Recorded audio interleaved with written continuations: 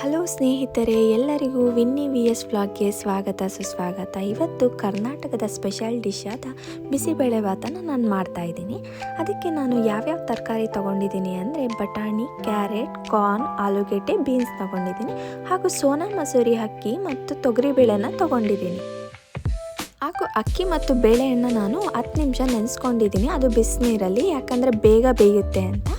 ಈಗ ಒಲೆ ಮೇಲೆ ಕುಕ್ಕರ್ ಇಡೋಣ. ಕುಕ್ಕರ್ ಇಟ್ಬಿಟ್ಟು ಅದಕ್ಕೆ ನಾವು ಅಕ್ಕಿ ಮತ್ತು ಬೇಳೆ ಮತ್ತು ತರಕಾರಿಗಳನ್ನು ತೊಗೊಂಡಿದ್ವಲ್ಲ ಅದನ್ನೆಲ್ಲ ಹಾಕ್ಕೊಂಡು ನೀಟಾಗಿ ಮಿಕ್ಸ್ ಮಾಡ್ಕೊಳ್ಳೋಣ.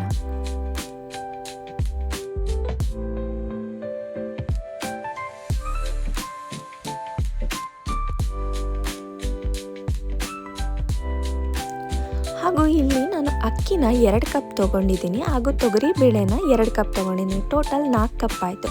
ನಾನು ಯಾವ ಪ್ರಪೋರ್ಷನಲ್ಲಿ ನೀರು ಹಾಕ್ತೀನಿ ಅಂದರೆ 4 ಕಪ್ಪಿಗೆ ಡಬಲ್ ಹಾಕ್ತೀನಿ, ಅಂದರೆ 8 ಕಪ್ ಹಾಕ್ತೀನಿ. ಪ್ಲಸ್ ಅಡಿಷನಲ್ 2 ಕಪ್ ಎಕ್ಸ್ಟ್ರಾ ಹಾಕ್ತೀನಿ, ಯಾಕಂದರೆ ನಾವು ಹಾಕಿರೋ ಅಕ್ಕಿ, ಬೇಳೆ, ತರಕಾರಿ ಎಲ್ಲ ಸ್ವಲ್ಪ ಮೆತ್ತಗೆ ಬೇಯಬೇಕು.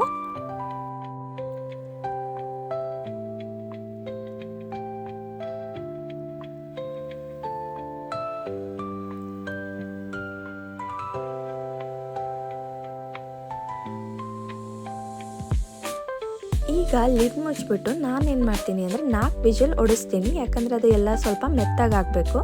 ಈಗ ಪಕ್ಕದಲ್ಲಿ ಒಗ್ಗರಣೆ ಹಾಕ್ಕೊಳ್ಳೋಣ. ಒಂದು ಪ್ಯಾನ್ ಇಟ್ಬಿಟ್ಟು ಪ್ಯಾನ್ ಸ್ವಲ್ಪ ಕಾದ್ಮೇಲೆ ಅದಕ್ಕೆ ಎಣ್ಣೆ ಮತ್ತು ತುಪ್ಪ 2 ಹಾಕ್ತಾ ಇದ್ದೀನಿ ನಾನು.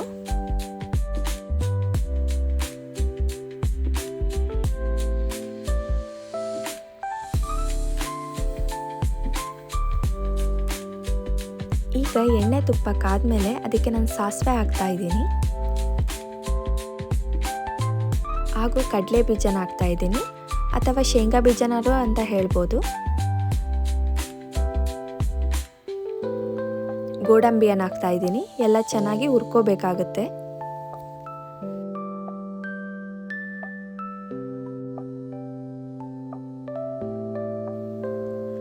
ಈಗ ಕರಿಬೇವು ಹಾಕ್ತಾ ಇದ್ದೀನಿ.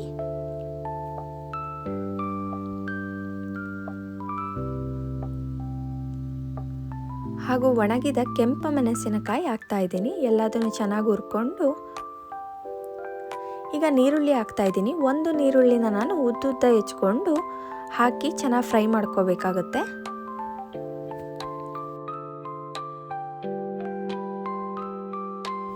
ಈಗ ಟೊಮೊಟೊನ ಹಾಕ್ತಾ ಇದ್ದೀನಿ. ಒಂದು ಟೊಮೊಟೊ ತೊಗೊಂಡಿದ್ದೀನಿ, ಅದನ್ನು ಸಣ್ಣಕ್ಕೆ ಹೆಚ್ಕೊಂಡು ಅದನ್ನು ಕೂಡ ಫ್ರೈ ಮಾಡ್ಕೊತಿದ್ದೀನಿ. ಹಾಗೂ 1 ಬೌಲ್ ಬಿಸಿಬೇಳೆಭಾತ್ ಪೌಡರ್ ತೊಗೊಂಡು ಅದನ್ನು ಮಿಕ್ಸ್ ಮಾಡ್ಕೊತಾ ಇದ್ದೀನಿ. ಈಗ ಒಂದು ಸಣ್ಣ ನಿಂಬೆಹಣ್ಣು ಗಾತ್ರದ ಹುಣಸೆ ಹಣ್ಣನ್ನು ತೊಗೊಂಡು 10 ನಿಮಿಷ ನೆನೆಸ್ಕೊಂಡು ಅದರ ನೀರನ್ನು ಕೂಡ ಹಾಕ್ತಾ ಇದ್ದೀನಿ ನಾನು.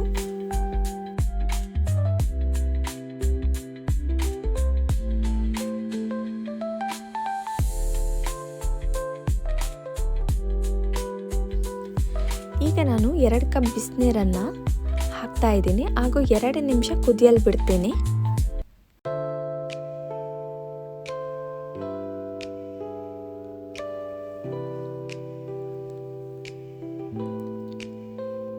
ನೀಟಾಗೆಲ್ಲ ಮಿಕ್ಸ್ ಮಾಡಿಕೊಂಡು ಇದಕ್ಕೆ ನಾವು ರುಚಿಗೆ ತಕ್ಕಷ್ಟು ಉಪ್ಪನ್ನು ಹಾಕಬೇಕಾಗತ್ತೆ ಕೊನೆಯಲ್ಲಿ.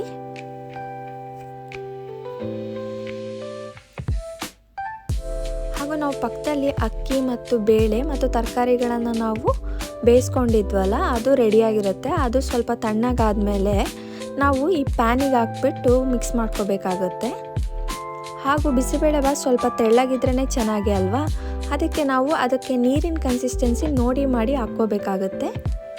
ಬೇಕಾದರೆ ಎಕ್ಸ್ಟ್ರಾ ನೀರು ಹಾಕ್ಕೋಬೋದು. ಕರ್ನಾಟಕದ ಸ್ಪೆಷಲ್ ಡಿಶ್ ಆದ ಬಿಸಿಬೇಳೆಭಾತ್ ರೆಡಿಯಾಗಿದೆ.